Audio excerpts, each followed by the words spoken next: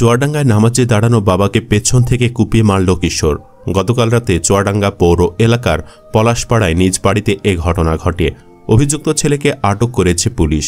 নিহত দোদুল হোসেন চুয়াডাঙ্গা পৌর এলাকার পলাশপাড়ার মৃত কাজী আফাজ উদ্দিনের ছেলে ও ইতালি প্রবাসী ছিলেন।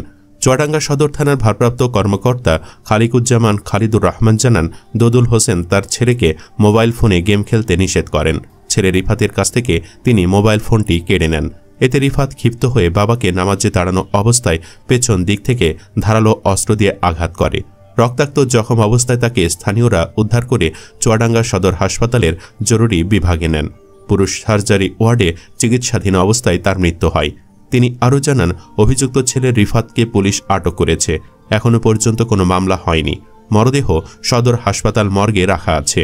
ময়না তদন্ত শেষে তা পরিবারের কাছে হস্তান্তর করা হবে।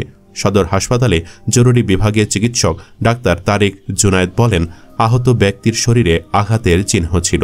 চিকিৎসাধীন অবস্থায় তিনি মারা যান। প্রিয় ভিউয়ার্স, মোবাইল না দেওয়ার কারণে বাবাকে মারার কারণ একদিনে তৈরি হয়নি।